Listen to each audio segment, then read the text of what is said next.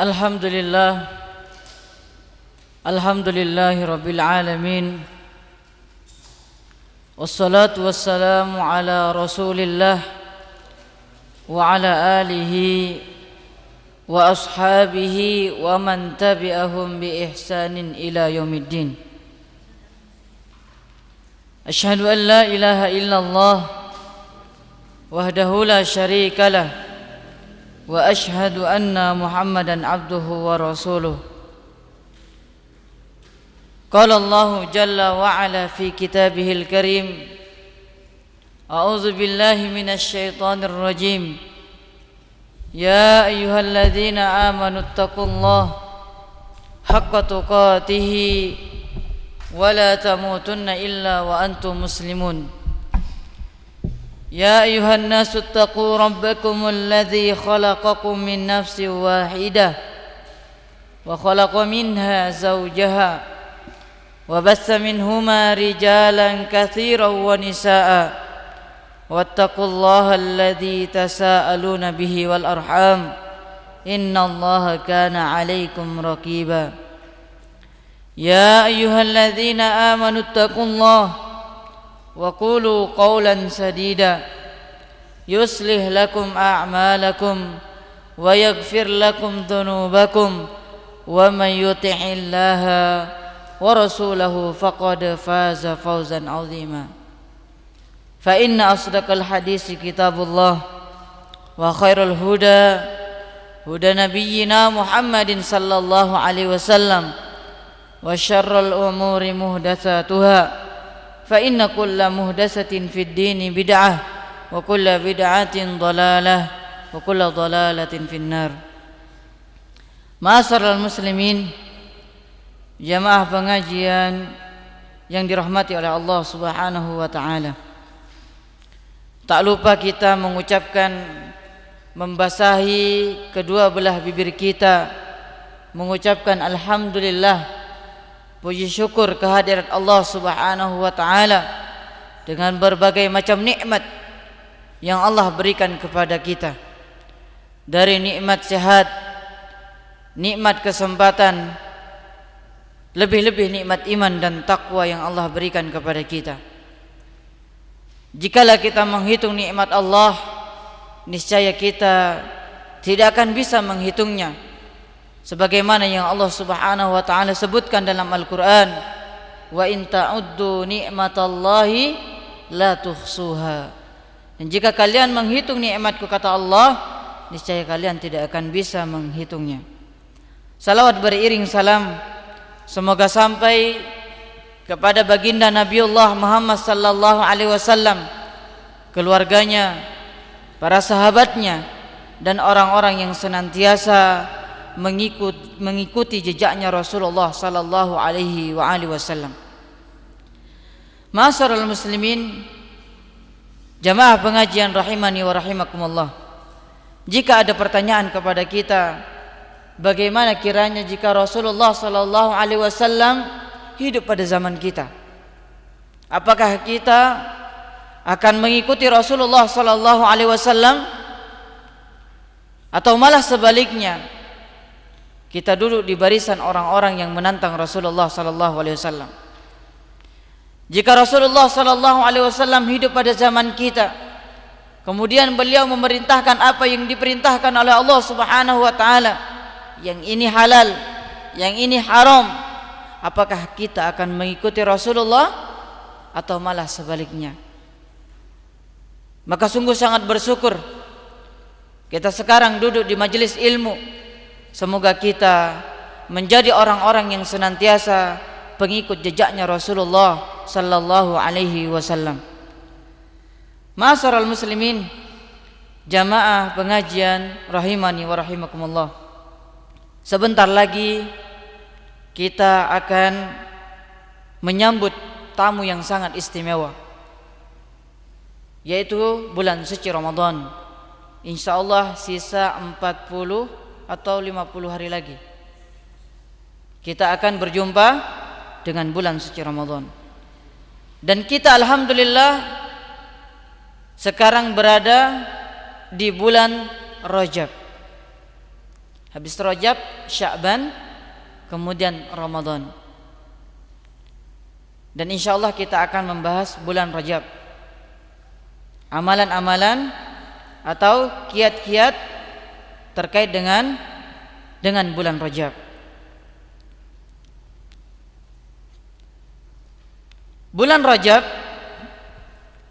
itu terletak antara Jumadil Akhir dan bulan Sya'ban. Sebelum kita melanjutkan materi kita, mungkin ada di antara kita yang masih belum hafal bulan Hijriyah.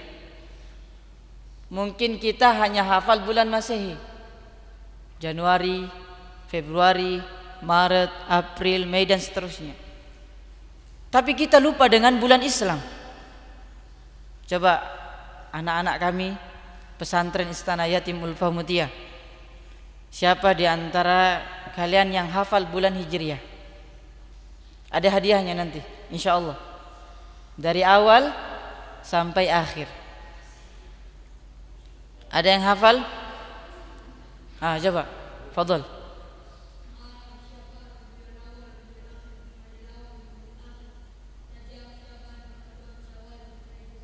Masya Allah, jazakumullahu khairan. Masya Allah, beliau santri kita dari Istana Yatim Ulfa Mutia. Jadi bulan Hijriyah itu ada 12 sama dengan bulan Masehi. Ayo kita lanjutkan kepada materi kita, yakni bulan Rajab. Ma'asyiral muslimin jamaah pengajian rahimani wa rahimakumullah. Terkait dengan bulan Rajab ini, Allah Subhanahu wa taala berfirman, "Inna iddatus syuhur indallahi isnani asyarata syahran fi kitabillah yauma khalaqas samawati wal ardh minha arba'atun hurum dzalikad dinul qayyim fala tadlimu fihinna anfusakum," kata Allah. Sesungguhnya bilangan bulan pada sisi Allah Subhanahu wa taala adalah 12 bulan. Dalam ketetapan Allah di waktu Allah Subhanahu wa taala menciptakan langit dan bumi. Di antaranya ada 4 bulan haram. Di antaranya ada 4 bulan haram. Dan ini adalah sebuah ketetapan agama yang lurus. Allah Subhanahu wa taala mengatakan, "Fala tadlimu fihinna anfusakum." Maka janganlah kalian menganiaya diri kalian sendiri, yaitu di antara 4 bulan haram ini. Ibnu Rajab mengatakan,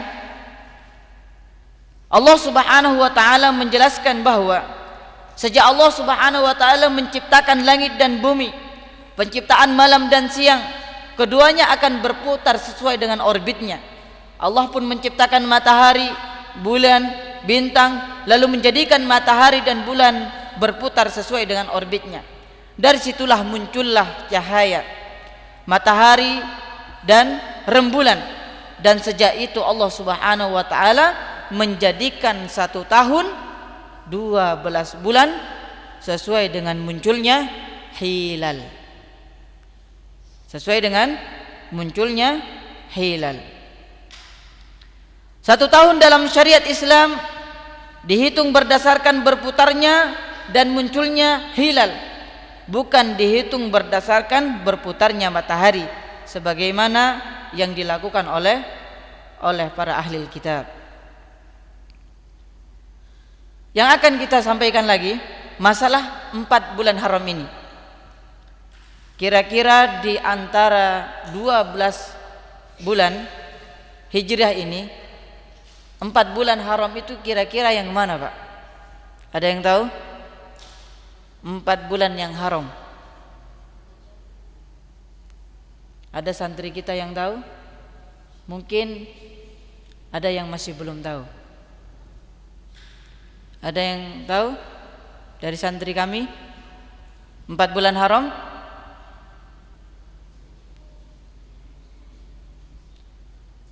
Maka Rasulullah sallallahu alaihi wasallam bersabda,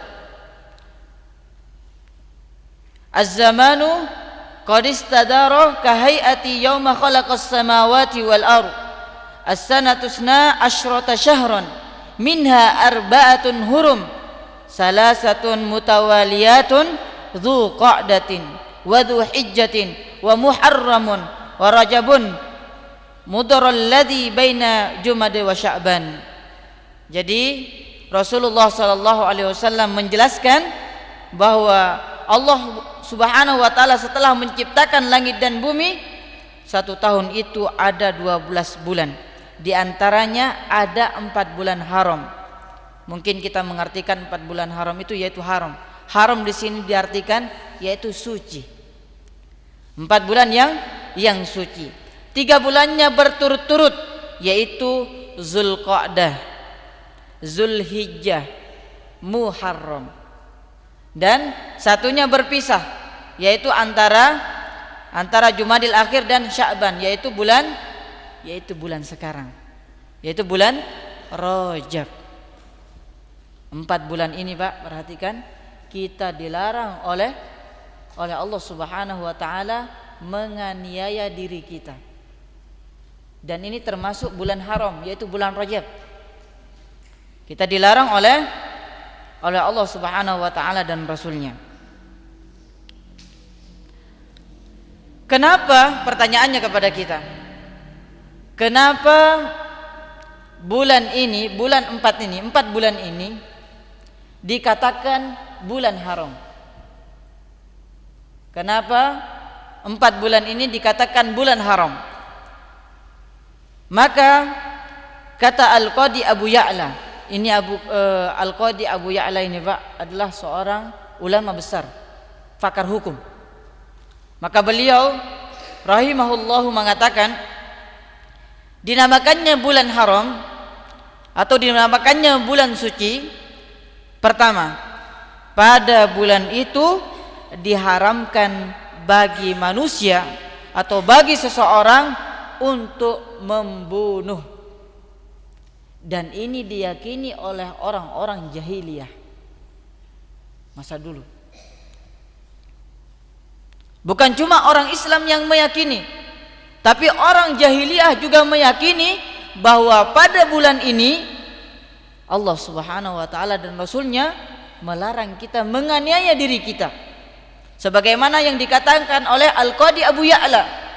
Kenapa dikatakan bulan haram? Karena pada bulan ini kita dilarang untuk membunuh.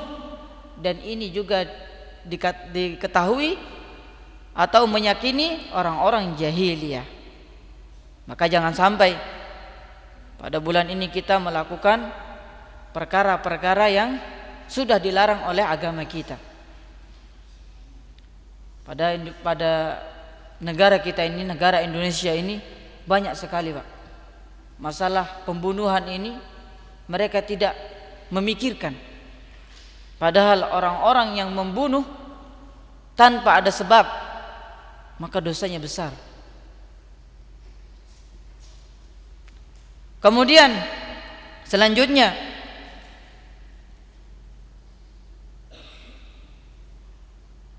kata Al-Qadi Abu Ya'la rahimahullahu ta'ala mengatakan, kenapa dikatakan bulan haram?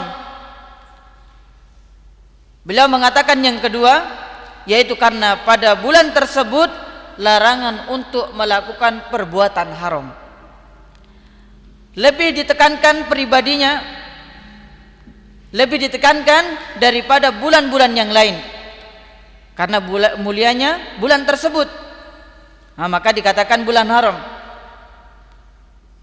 Demikian pula pada saat itu sangatlah baik untuk melakukan amalan ketaatan.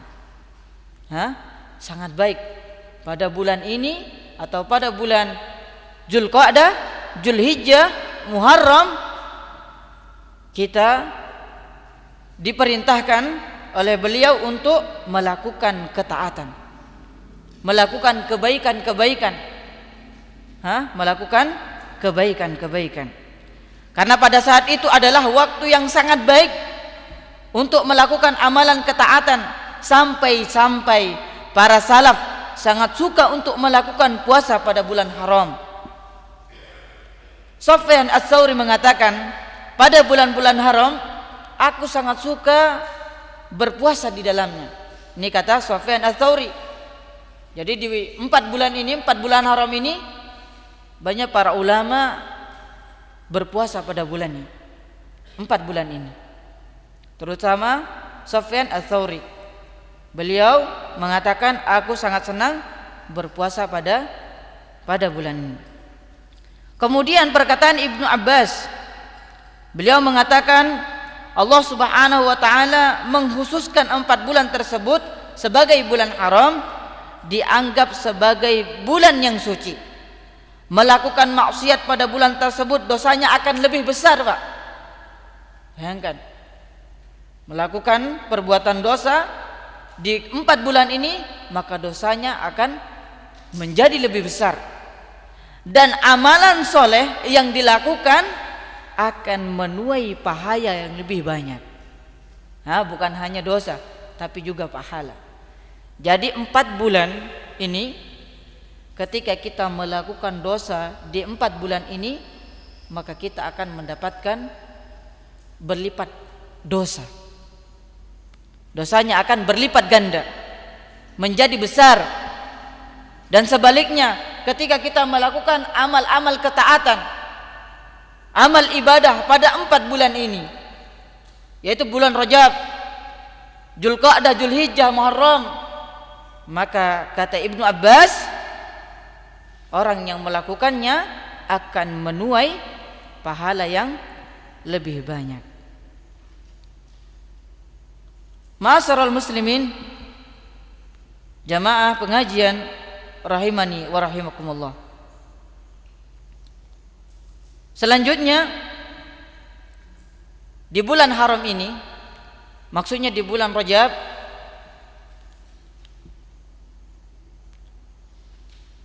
di bulan Rajab, ya Rajab, Sya'ban, Rajab, yang paling utama di 4 bulan ini. Jadi seorang ulama berbeda pendapat. Pertanyaannya kepada kita, bulan haram yang 4 ini mana yang lebih utama? Ada yang mengatakan yang lebih utama bulan Rajab. Ada yang mengatakan yang lebih utama bulan Dzulqa'dah. Ada yang mengatakan lagi bulan yang paling utama yaitu bulan Muharram. Ini seorang ulama kita, yaitu ulama Salafiyah, yaitu mereka berbeda pendapat. Kemudian selanjutnya, hukum-hukum yang berkaitan dengan bulan Rajab. Masalah hukum ini sangatlah banyak. Ada beberapa hukum yang sudah ada sejak masa jahiliyah. Maka para ulama berselisih pendapat, apakah hukum ini masih tetap berlaku ketika datangnya Islam ataukah tidak. Di antaranya adalah haramnya peperangan ketika bulan haram, termasuk bulan Rajab. Para ulama berselisih pendapat, apakah hukum ini masih tetap diharamkan ataukah dimasukkan atau dihapus hukumnya. Maka mayoritas ulama menganggap bahwa hukum tersebut sudah dihapus. Ibnu Rajab mengatakan, tidak diketahui dari satu orang sahabat bahwa mereka berhenti berperang pada bulan-bulan haram, padahal ada faktor pendorong ketika itu. Hal ini menunjukkan bahwa mereka sepakat tentang dihapusnya hukum tersebut. Begitu juga dengan menyembelih kurban. Di zaman jahiliyah dulu, orang-orang biasa melakukan penyembelihan kurban pada tanggal 10 Rajab dan dimakan dengan at-ira atau Rajabiyah, karena dilakukan pada bulan Rajab. Maka para ulama berselisih pendapat apakah hukum Rabi'iyah ini sudah dibatalkan oleh Islam ataukah tidak. Maka kebanyakan ulama berpendapat bahwa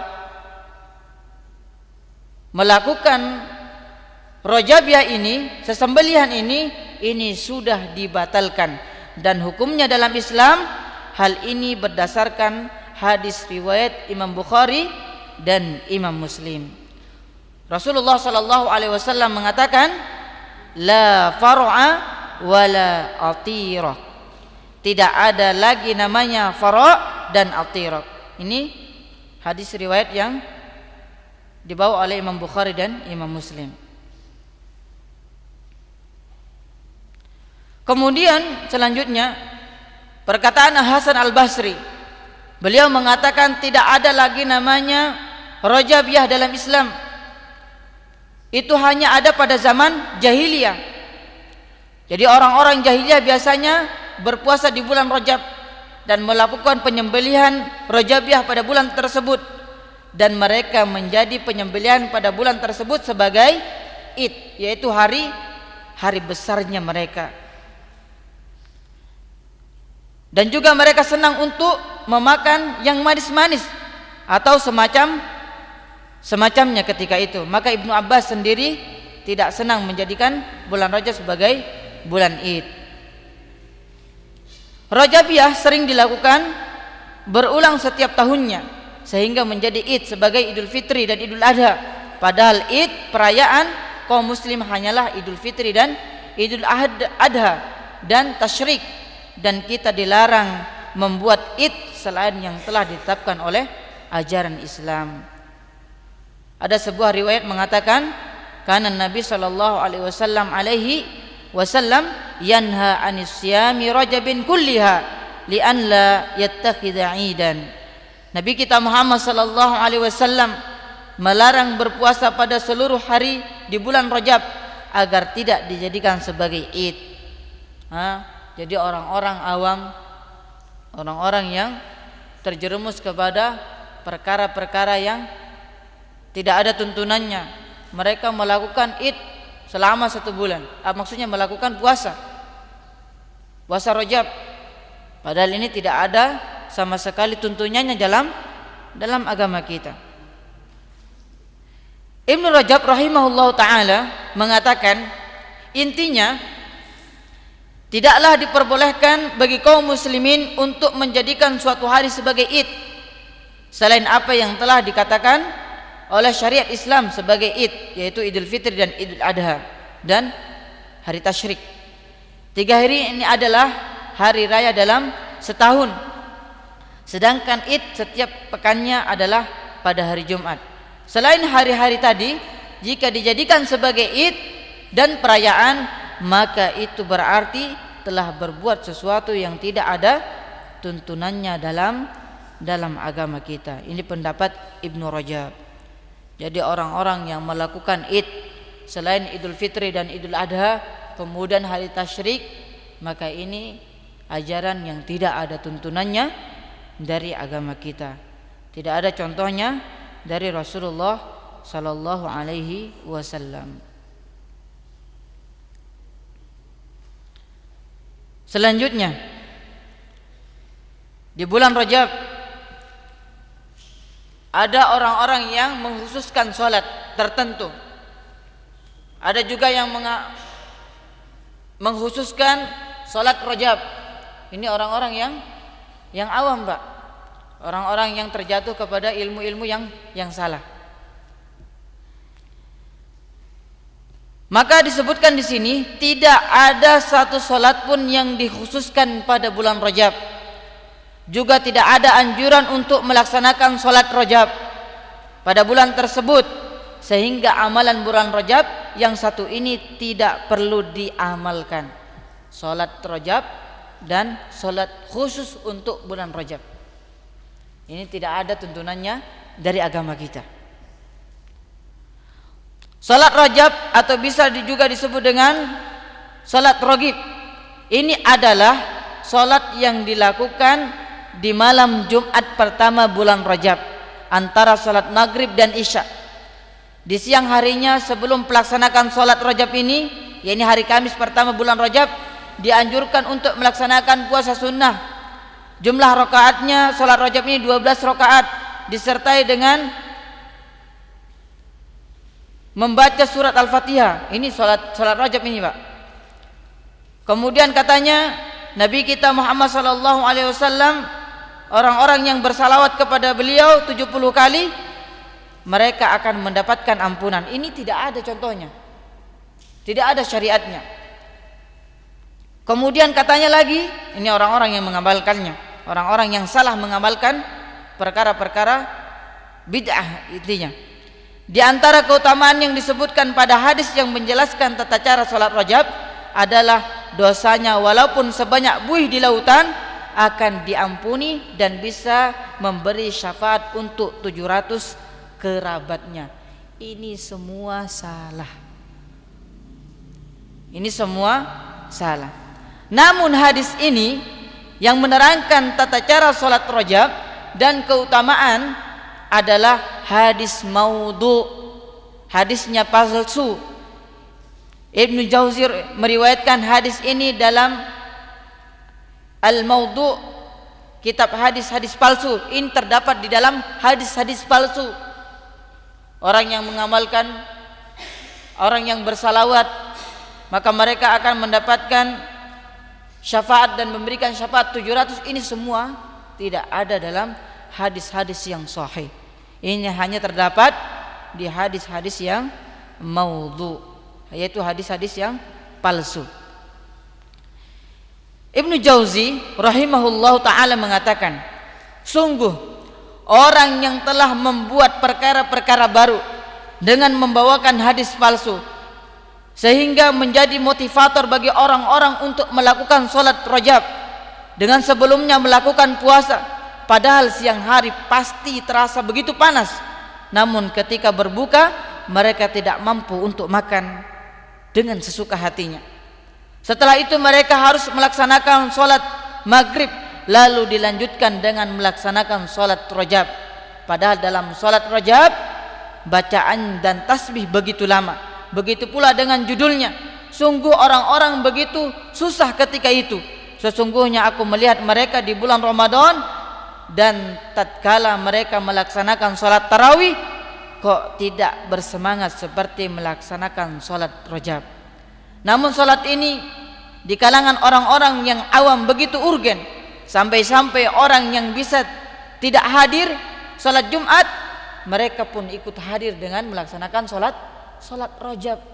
Itu banyak itu Pak, banyak sekali di kalangan kita. Maka sholat rajab ini yang pertama kali yang perlu kita ketahui, sholat rajab itu dilaksanakan di Baitul Maqdis setelah 480 Hijriah, dan tidak ada seorang pun yang pernah melakukan sholat tersebut selain orang-orang yang melakukan perkara-perkara bid'ah, yaitu diada-adakan.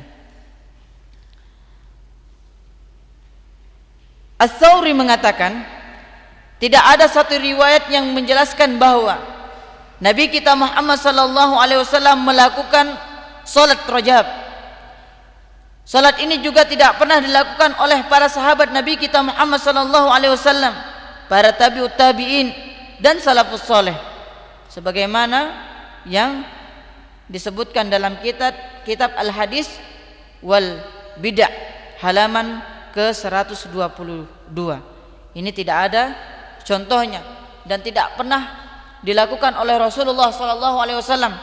Kata Ats-Tsauri, para sahabat beliau, kemudian para tabi'ut tabi'in, kemudian para salafus saleh, orang-orang yang mengikuti jejaknya Rasulullah, mereka tidak pernah melakukan yang dinamakan dengan salat rajab.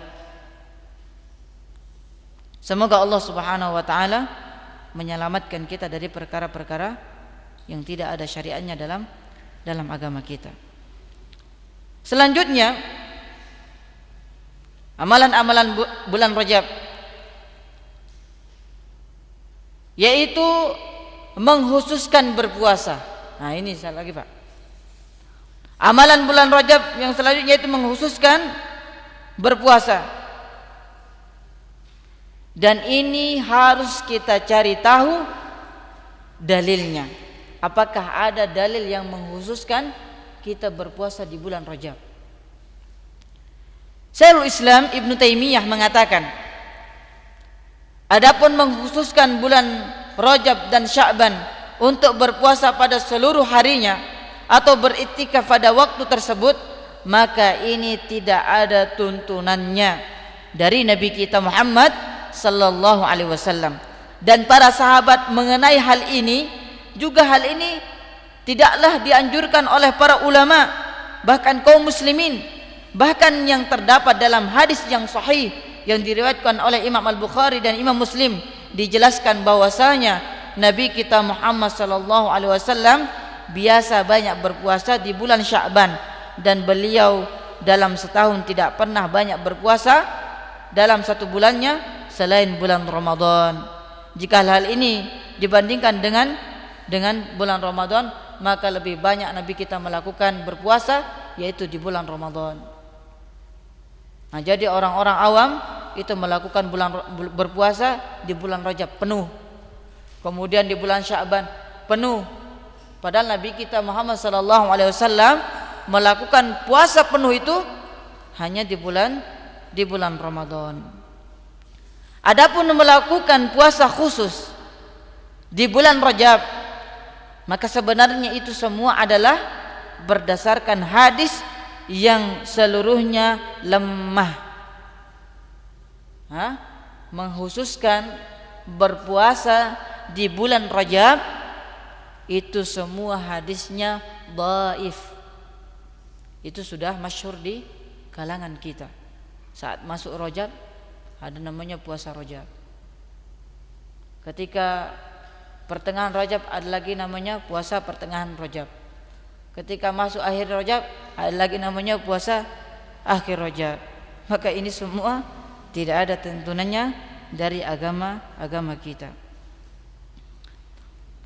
Bahkan telah dicontohkan oleh para sahabat, bahkan mereka melarang berpuasa pada seluruh hari bulan Rajab karena ditakutkan akan sama dengan puasa Ramadan, sebagaimana hal ini dicontohkan oleh sahabat Nabi kita, yaitu Umar bin Khattab. Bahkan Umar bin Khattab melarang ketika dia menjumpai ada orang yang berpuasa pada bulan Rajab, beliau mendatanginya. Apa yang dikatakan oleh Umar bin Khattab? Beliau mengatakan, la tusyabbihuhu bi Ramadan, jangan kau samakan dengan bulan suci Ramadan. Bahkan Umar mengatakan, berbukalah, makan. Itu Umar bin Khattab, sahabat Nabi kita Muhammad sallallahu alaihi wasallam.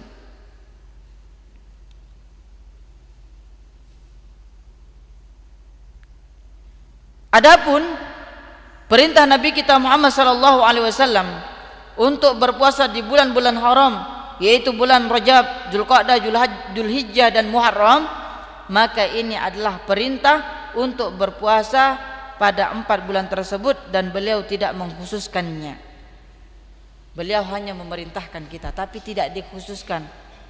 Oh, hari ini kita puasa, oh tanggal ini kita puasa, tidak ada syariatnya. Tapi Rasulullah sallallahu alaihi wasallam di dalam kitab Al-Majmu' Fatawa, Majmu' Al-Fatawa, jilid ke-25 halaman ke-291, Nabi kita sallallahu alaihi wasallam memerintahkan kepada kita untuk berpuasa 4 bulan ini, yaitu bulan Rajab, Dzulqa'dah, Dzulhijjah dan Muharram, tapi tidak dikhususkan. Nah, itu kelemahan kita, kelemahan tetangga-tetangga kita atau saudara-saudara kita. Mereka salahnya itu mengkhususkan. Pokoknya kamu tanggal segini kamu berpuasa. Oh, kamu hari ini kamu harus berpuasa. Itu salahnya mereka. Padahal itu tidak ada contohnya, dan tidak pernah dicontohkan oleh Nabi kita Muhammad sallallahu alaihi wasallam. Tapi kalau masalah beliau memerintahkan, menganjurkan kepada kita untuk berpuasa pada 4 bulan ini, ada hadisnya. Kalian berpuasa pada 4 bulan ini, tapi tidak dikhususkan. Ini perlu kita garis bawahi, tidak dikhususkan. Imam Ahmad mengatakan, sebaiknya seseorang tidak berpuasa pada bulan Rajab 1 atau 2 hari. Dan Imam Asy-Syafi'i juga mengatakan, aku tidak suka jika ada orang menjadikan penyempurnakan puasa 1 bulan penuh sebagai puasa di bulan Ramadan. Kemudian juga beliau berdalil dengan hadis Aisyah, yaitu Aisyah radhiyallahu taala anha tidak pernah melihat Rasulullah sallallahu alaihi wasallam berpuasa sebulan penuh di 4 bulan ini. Ini hadis yang dibawakan oleh Aisyah radhiyallahu taala anha, yaitu ummul mukminin. Selanjutnya,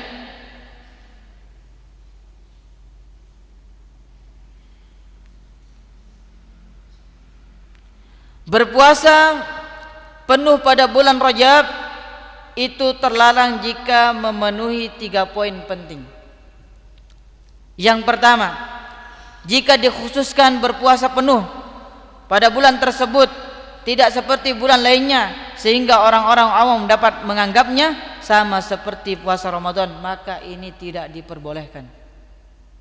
Kemudian yang kedua, jika dianggap bahwa puasa di bulan tersebut adalah puasa yang dikhususkan oleh Nabi kita Muhammad SAW sebagai sunnah rawatib, sunnah yang mengiringi amalan yang wajib, maka ini tidak diperbolehkan. Kemudian yang ketiga, jika dianggap bahwa puasa di bulan tersebut memiliki keutamaan pahala yang lebih dari puasa di bulan-bulan lainnya, maka ini tidak diperbolehkan, sebagaimana disebutkan dalam kitab Al-Hadis wal Bidah halaman ke 130 sampai 131. Semoga Allah Subhanahu wa taala diselamatkan, kita semua diselamatkan dari hal-hal yang membuat kita terjatuh kepada kesesatan. Selanjutnya, amalan bulan Rajab, yaitu perayaan Isra Mi'raj. Ini Pak lagi. Amalan bulan Rajab yaitu perayaan Isra Mi'raj. Isya sisa berapa menit lagi Pak? 6 menit. Mungkin kita baca cepat sudah insyaallah, biar kita selesaikan sekalian. Sebelum kita menilai apakah perayaan Isra Mi'raj ada tuntunannya dalam agama ini ataukah tidak, perlu kita ketahui terlebih dahulu bahwa apakah Isra Mi'raj itu betul terjadi pada bulan Rajab. Maka ada ulama yang mengatakan pada bulan Rajab, ada pula juga yang mengatakan pada bulan Ramadan. Syekhul Islam Ibn Taimiyah mengatakan tidak ada dalil yang tegas yang menyatakan terjadinya Isra Mi'raj pada bulan tertentu atau 10 hari tertentu atau ditegaskan pada tanggal tertentu. Bahkan sebenarnya para ulama berselisih pendapat mengenai hal ini. Tidak ada yang bisa menegaskan waktu pastinya. Jadi tidak ada yang menegaskan waktu pastinya. Ibnu Rajab mengatakan, telah diriwayatkan bahwa di bulan Rajab ada kejadian-kejadian yang luar biasa. Namun sebenarnya riwayat tentang hal tersebut tidak ada satupun yang sahih. Ada riwayat yang menyebutkan bahwa beliau dilahirkan pada awal malam bulan tersebut. Ada pula juga yang mengatakan bahwa beliau diutus pada tanggal 27 Rajab. Ada pula juga yang mengatakan bahwa itu terjadi pada tanggal 25 Rajab. Namun itu semua tidak ada yang sahih. Tidak ada yang sahih. Abu Syamah mengatakan, sebagian orang menceritakan bahwa Isra Mi'raj terjadi di bulan Rajab, namun para pakar ta'dil atau pakar hadis menyatakan bahwa klaim tersebut adalah suatu kedustaan. Maka Syekhul Islam Ibn Taimiyah mengatakan, tidak dikenal dari seorang dari ulama kaum muslimin yang menjadikan malam Isra memiliki keutamaan dari malam lainnya, lebih-lebih dari malam Lailatul Qadar. Begitu pula para sahabat dan orang-orang yang mengikuti mereka dengan baik tidak pernah mengkhususkan malam Isra Mi'raj untuk perayaan-perayaan tertentu, dan mereka pun tidak menyebutkannya. Oleh karenanya tidak diketahui tanggal pasti dari malam Isra Mi'raj. Maka yang perlu kita ketahui, catatan penting, banyak tersebar di tengah-tengah kaum muslimin. Sebuah riwayat dari Anas bin Malik, beliau mengatakan ketika tiba bulan Rajab, maka Rasulullah SAW biasanya mengucapkan Allahumma barik lana fi Rajab wa Sya'ban wa balighna Ramadan. Ya Allah, berkahi kami di bulan Rajab dan Sya'ban, dan perjumpaan kami di bulan Ramadan. Hadis ini dikeluarkan oleh Ahmad dalam musnadnya, Ibnu Sunni dalam Amalatul Yaumul Walailah. Namun perlu diketahui bahwa hadis ini adalah hadis yang lemah, hadis yang dhaif. Jadi pengucapan Allahumma barik lana fi Rajab wa Sya'ban wa Ramadan di bulan Rajab, ya, mengucapkan itu, maka ini hadisnya lemah. Ma'asyiral muslimin, jamaah pengajian rahimani wa rahimakumullah, demikian mungkin pembahasan kita mengenai amalan-amalan bulan Rajab. Semoga beberapa amalan yang keliru yang dilakukan di bulan Rajab ini kita bisa sampaikan kepada keluarga kita, tetangga kita, dan orang-orang yang senantiasa bersama kita. Kita sampaikan kepada mereka bahwa amalan-amalan yang tidak pernah dicontohkan atau amalan-amalan yang keliru kita sampaikan kepada mereka. Itu adalah kewajiban kita sebagai orang yang mengetahuinya. Semoga ini bermanfaat dan menjadi ilmu yang bermanfaat bagi kita semua. Aqulu qauli hadza wa qulu ma tasma'un. Hadza ma aqulu lakum. Assalamualaikum warahmatullahi wabarakatuh.